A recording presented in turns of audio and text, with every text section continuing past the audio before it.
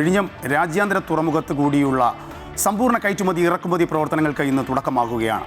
സംസ്ഥാനത്തിന്റെ സാമ്പത്തിക വളർച്ചയിൽ പ്രധാന നാഴികക്കല്ലായി കാണുന്ന പദ്ധതി രാവിലെ 10:45 മുഖ്യമന്ത്രി വി.ഡി. സതീശൻ ഉദ്ഘാടനം ചെയ്യും. അല്ലേ? അതെ. കേന്ദ്രമന്ത്രി സർബാനന്ദ സോനോവാൾ മുഖ്യാതിഥിയാകുന്ന ചടങ്ങിൽ തുറമുഖാധിഷ്ഠിത വ്യവസായ ലോജിസ്റ്റിക് വികസന പദ്ധതിയായ മിഷൻ സമുദ്രയുടെ പ്രഖ്യാപനവും നടക്കും. കൂടുതൽ വിവരങ്ങൾ നൽകാൻ നമുക്ക് തിരുവനന്തപുരത്ത് നിന്ന് രജിത് കുമാർ ചേരുന്നുണ്ട്. രജിത്തിനോട് തന്നെ നമുക്ക് ചോദിക്കാം. രജിത്ത്, തുറമുഖം വഴി വികസനം, വലിയ വികസനം, അതുവഴി വലിയ സാമ്പത്തിക ലാഭമൊക്കെ മുന്നിൽ കണ്ടുള്ള പ്രവർത്തനങ്ങൾ അതിനിന്ന് തുടക്കമാവുകയാണ്. വലിയ തോതിൽ കയറ്റുമതി ഇറക്കുമതി ഒക്കെ നടക്കുന്നു. അപ്പോൾ മലയാളികളെ സംബന്ധിച്ച് വലിയ സ്വപ്നങ്ങൾ സാക്ഷാത്കരിക്കുന്ന ഒരു ദിവസം, ഒപ്പം തന്നെ മിഷൻ സമുദ്രയുടെ ഒരു പ്രഖ്യാപനവും ഇന്ന് പ്രതീക്ഷിക്കുകയാണ്. ബജറ്റിൽ വലിയ രീതിയിലൊരു സർക്കാർ ഉയർത്തിക്കാട്ടിയൊരു പദ്ധതി തന്നെയായിരുന്നു. അതിൻ്റെ ഒരു പ്രഖ്യാപനം പ്രതീക്ഷിക്കുന്നു. വിവരങ്ങൾ. Good morning Rajesh, Sreeja.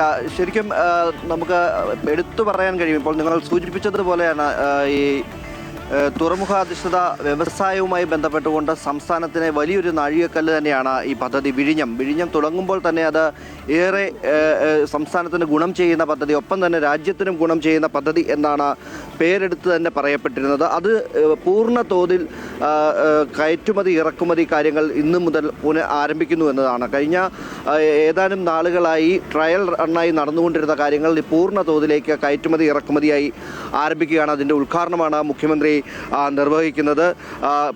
10:45 മുഖ്യമന്ത്രി ഇതിൻ്റെ ഉദ്ഘാടനം നിർവഹിക്കും.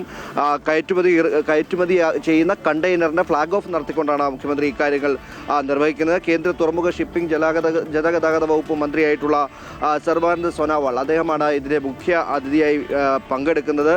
ഏറ്റവും പ്രധാനമാണ്, നമുക്കറിയാം, മാരിടൈമിനോട് ചേർന്ന് ഏറ്റവും 10 നോട്ടിക്കൽ മൈൽ മാത്രം പ്രധാനപ്പെട്ട കടൽ പാതയോട് ചേർന്ന് 10 നോട്ടിക്കൽ മൈൽ മാത്രം അകലെയാണ് വിഴിഞ്ഞമുള്ളത്. അതുതന്നെ ഏറെ ഗുണകരമായ ഒരു സാഹചര്യമാണ് വിഴിഞ്ഞത്തിന് ഉള്ളത് എന്നതാണ്. നേരത്തെ സൂചിപ്പിച്ചതുപോലെ തുറമുഖാധിഷ്ഠിതമായിട്ടുള്ള വ്യവസായ ലോജിസ്റ്റിക് വികസന പദ്ധതിയായിട്ടുള്ള സർക്കാരിൻ്റെ മിഷൻ സമുദ്ര എന്ന് തന്നെ സൂചിപ്പിക്കുമ്പോൾ തന്നെ 8 വ്യവസായ ക്ലസ്റ്ററുകളിലായിട്ട് 3 പുതിയ നഗരങ്ങളും കേരളത്തിൻ്റെ 600 കിലോമീറ്റർ വരുന്ന തീരദേശ പ്രദേശവും ഉൾപ്പെടുന്നതാണ് വിഴിഞ്ഞം മാരിടൈം എക്കണോമിക് സോൺ. ആ സോണിൻ്റെ വികസന പദ്ധതികളുടെ പ്രഖ്യാപനം കൂടി ഇന്നത്തെ പരിപാടിയിൽ പ്രധാനമായും നടത്തുന്നുണ്ട് എന്നാണ്.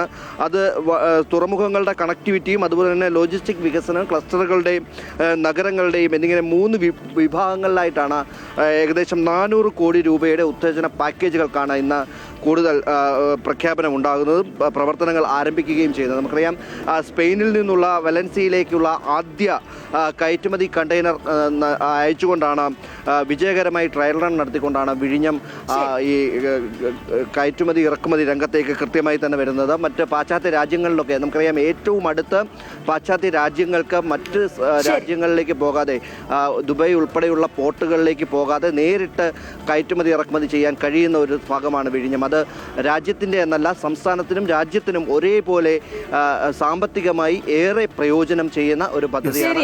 എന്തായാലും രജിത്ത് സൂചിപ്പിച്ചതുപോലെ രജിത്ത് ആ സ്പോട്ടിൽ നിൽക്കുകയാണ്. 10:45 മുഖ്യമന്ത്രി എത്തുന്നതും അതിൻ്റെ ഉദ്ഘാടനമൊക്കെ. അത് രാവിലെ മുതൽ രജിത്ത് ആ വാർത്ത പ്രേക്ഷകരിലേക്ക് എത്തിക്കാൻ വേണ്ടിയിട്ട് നിൽക്കുകയാണ്. ഒരുപക്ഷേ യു.ഡി.എഫ് സർക്കാരിൻ്റെ സ്വപ്ന പദ്ധതി കൂടിയാണ് വിഴിഞ്ഞത്തിൻ്റെ അടുത്ത പടി, അല്ലേ? അതെ.